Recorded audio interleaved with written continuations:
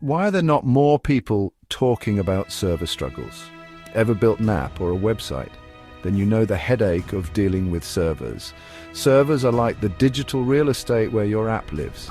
But managing them, that's a whole other story. First, you need to buy or rent these servers. Then comes the setup, installing software, configuring networks. It's a lot. And don't forget about security updates and maintenance. It's like having a pet dragon. Cool in theory, a pain in reality. Traditional server management can feel like a never-ending to-do list.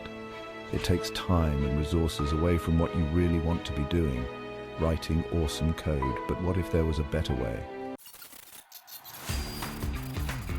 Enter serverless computing. Despite the name, servers still exist in the background.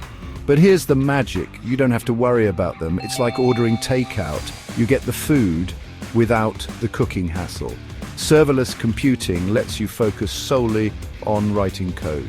Imagine building an app without the burden of server management. Sounds pretty great, right? It's like having a team of invisible elves handling all the server stuff while you focus on the creative part.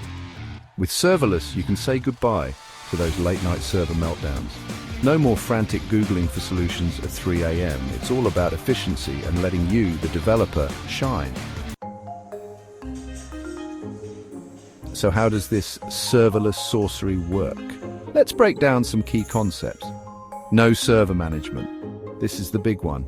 With serverless, you don't buy, rent, or manage any servers. It's all handled for you. Think of it like living in a fully serviced apartment. No dealing with landlords or leaky faucets. Event-driven execution.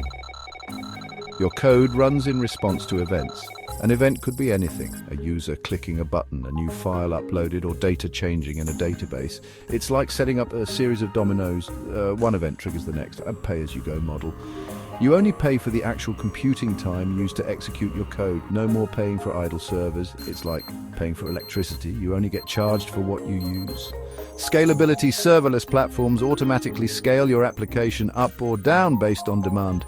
Got a sudden surge in users? No problem. Serverless handles it seamlessly, like a self-adjusting concert venue that expands to accommodate more fans. Stateless functions. Your code runs in stateless functions, meaning they don't retain any information from previous executions. It's like starting with a clean slate every time. This requires storing data externally, but it also simplifies development. Section 4. How serverless computing works behind the scenes. Let's peek behind the curtain to see how serverless pulls off this magic trick. First up, function as a service, or FaaS.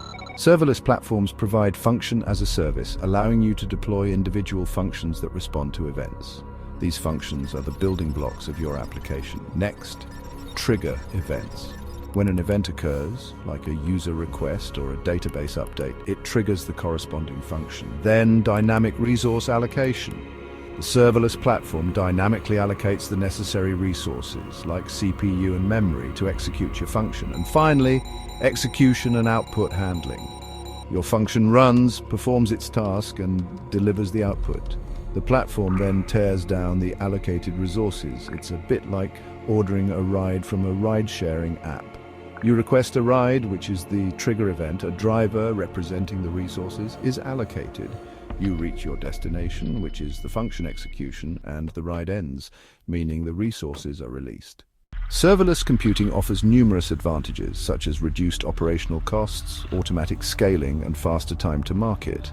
However, it also comes with challenges like vendor lock-in, security concerns, and potential latency issues. It's essential to weigh these pros and cons carefully to determine if serverless is the right fit for your project.